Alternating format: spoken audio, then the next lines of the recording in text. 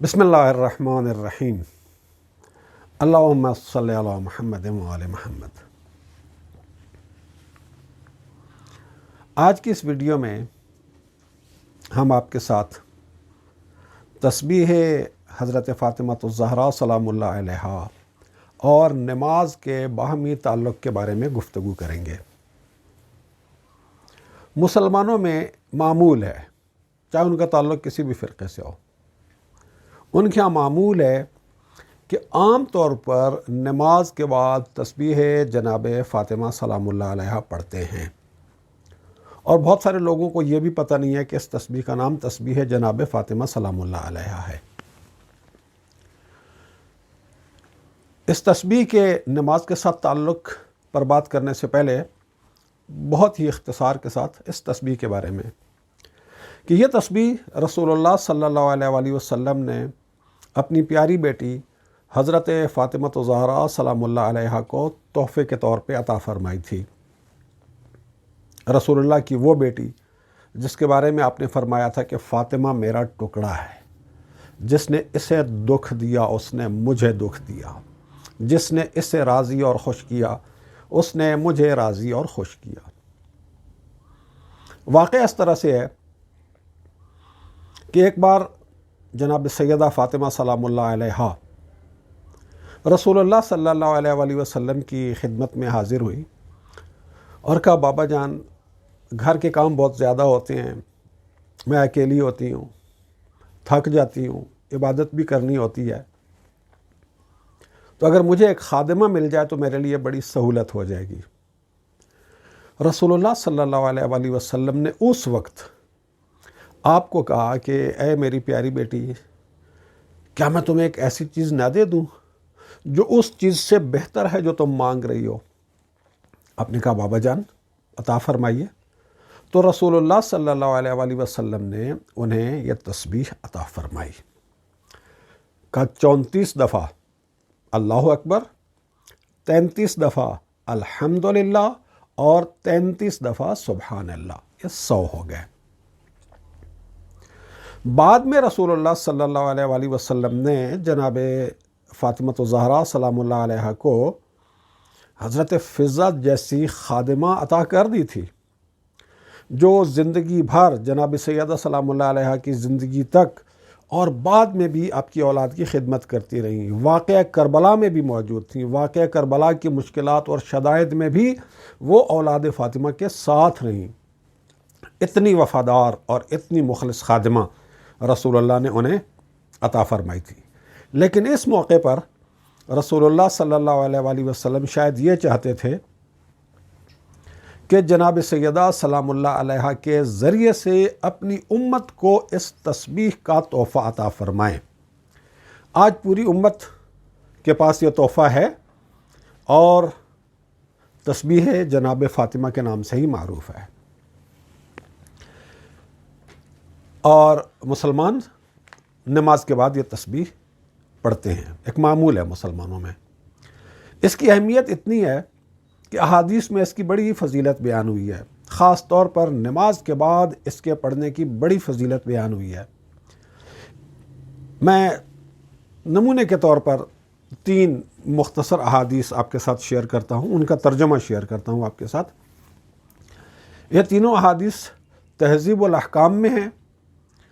तहज़ीबुल अहकाम की जिल्द नंबर 2 में इमाम जाफ़र सादिक़ अलैहिस्सलातु वस्सलाम फरमाते हैं कि हम अपने बच्चों को तस्बीह जनाब फ़ातिमा पढ़ने की इसी तरह से ताकीद करते हैं, इसी तरह से तालीम देते हैं जैसे हम उन्हें नमाज पढ़ने की ताकीद करते हैं और नमाज पढ़ने की तालीम देते हैं।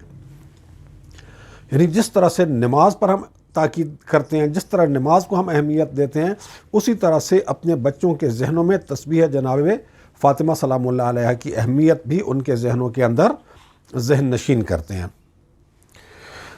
और इमाम मोहम्मद बाक़िर अलैहिस्सलातु वस्सलाम इस तस्बीह के बारे में फ़रमाते हैं कि ये एक तोहफ़ा है जो रसूलुल्लाह सल्लल्लाहु अलैहि वसल्लम ने अपनी प्यारी बेटी को दिया था, और अगर इससे बेहतर कोई चीज़ रसूलुल्लाह सल्लल्लाहु अलैहि वसल्लम के इल्म में होती तो रसूलुल्लाह सल्लल्लाहु अलैहि वसल्लम यकीनन वो अपनी बेटी को अता फ़रमाते हैं। تو رسول اللہ صلی اللہ علیہ وآلہ وسلم کا اپنی بیٹی کو یہ تحفہ عطا کرنا اس بات کی دلیل ہے کہ اس سے بہتر تحفہ رسول اللہ صلی اللہ علیہ وآلہ وسلم کے پاس اپنی پیاری بیٹی کے لیے کوئی نہیں تھا۔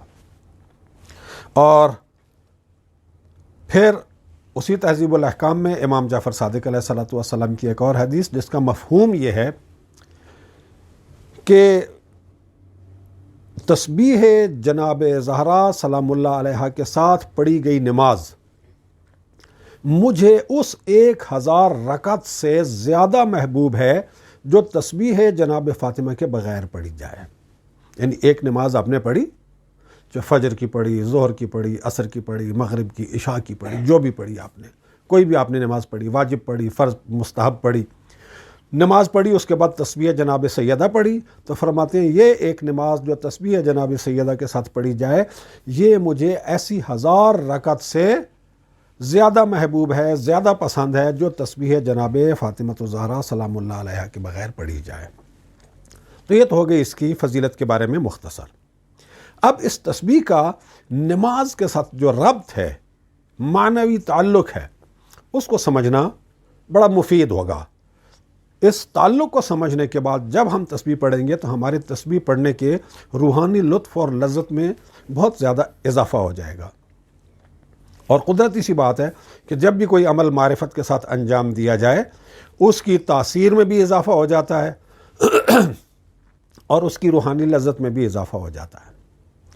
تسبیح جناب فاطمہ الزہرا سلام اللہ علیہا 3 کلمات ہیں، 34 دفعہ اللہ اکبر، 33 دفعہ الحمدللہ اور 33 دفعہ سبحان اللہ۔ اب اس کو اور نماز کو دیکھیں تو ہمیں یوں نظر آتا ہے کہ تسبیح جناب فاطمہ سلام اللہ علیہا کو کھول دیں تو وہ نماز بن جاتی ہے، اور نماز کو سمیٹ لیں تو وہ تسبیح جناب فاطمہ سلام اللہ علیہا بن جاتی ہے۔ نماز کیسے شروع ہوتی ہے؟ ہم نیت کرتے ہیں اور نیت کرنے کے بعد تکبیر کہتے ہیں، اس تکبیر کے ساتھ ہم نماز میں داخل ہو جاتے ہیں۔ اس تکبیر کو تکبیرۃ الاحرام یا تکبیر تحریمہ کہا جاتا ہے۔ اللہ اکبر، نماز میں داخل ہو گئے۔ نماز میں داخل ہونے کے بعد پھر کیا ہے؟ بسم اللہ الرحمن الرحیم، الحمدللہ رب العالمین، سورہ فاتحہ پڑھتے ہیں۔ سورہ فاتحہ ساری کی ساری کیا ہے؟ الحمدللہ ہے، اس کا نام ہی سورہ الحمد ہے۔ پوری سورہ فاتحہ اس 2 لفظی مختصر جملے الحمدللہ کی تفصیل ہے۔ سورہ فاتحہ کو مختصر کر لیں تو الحمدللہ، الحمدللہ کو مفصل کر دیں تو سورہ فاتحہ، یعنی اللہ اکبر کے ساتھ نماز شروع کی، اس کے بعد الحمدللہ، اور پھر قیام، سورہ فاتحہ ختم ہوئی قیام میں، اس کے بعد آپ نے کوئی ایک سورت پڑھی یا قرآن شریف کا کوئی حصہ پڑھا، اور اس کے بعد آپ چلے گئے رکوع میں۔ رکوع میں آپ کیا کہتے ہیں؟ سبحان اللہ سبحان اللہ سبحان اللہ سبحان ربی العظیم وبحمدہ۔ رکوع سے اٹھتے ہیں، سجدے میں چلے جاتے ہیں، 2 سجدے کرتے ہیں۔ ان 2 سجدوں میں ذکر کیا ہے؟ سبحان اللہ سبحان اللہ سبحان اللہ سبحان ربی الاعلی وبحمدہ۔ دونوں سجدے مکمل ہوئے، آپ کی 1 رکعت پوری ہو گئی، آپ پھر کھڑے ہو گئے۔ تو اب غور کریں، آپ نے اس 1 رکعت کے اندر جو آپ نے پوری کی ہے، کیا پڑھا ہے آپ نے؟ اللہ اکبر، الحمدللہ، سبحان اللہ، اس کے سوا کچھ بھی نہیں ہے۔ تو نماز ہماری ساری کی ساری اللہ اکبر، الحمدللہ، سبحان اللہ ہے، اس کے سوا کچھ بھی نہیں ہے۔ بس کچھ تفصیلات ہیں ساتھ جو تسبیح جناب زہرا سلام اللہ علیہا میں نہیں ہے۔ تو نماز پڑھنے کے بعد جب ہم تسبیح جناب فاطمہ الزہرا سلام اللہ علیہا پڑھتے ہیں تو اس کا اثر کیا ہوتا ہے؟ دیکھیں، ہم جب کھڑے ہو کے نماز پڑھ رہے ہوتے ہیں، قیام میں قرات کر رہے ہوتے ہیں، رکوع اور رکوع کا ذکر کر رہے ہوتے ہیں، سجدہ اور سجدے میں ذکر کر رہے ہوتے ہیں، تسبیح پڑھ رہے ہوتے ہیں، تو اکثر ہم سب کا مسئلہ ہے، اکثر لوگوں کا مسئلہ ہے، عام لوگوں کا مسئلہ ہے کہ توجہ ہماری پوری کی پوری نماز میں نہیں ہوتی ہے، کبھی توجہ ادھر چلی گئی، کبھی توجہ ادھر چلی گئی، کبھی ذہن ادھر بھٹک گیا، کبھی دل ادھر بھٹک گیا، 100% فوکس نماز میں نہیں ہوتے ہیں۔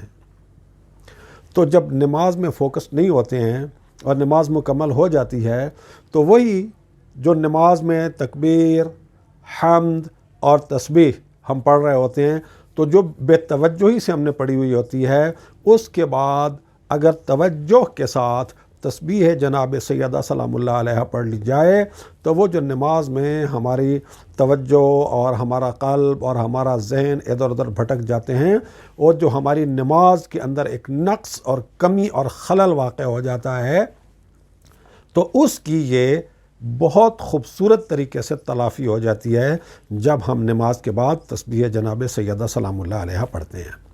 تسبیح جناب سیدہ سلام اللہ علیہ کی اور بھی بہت ساری برکات ہیں، انشاءاللہ ان کے بارے میں بھی آئندہ گفتگو کریں گے۔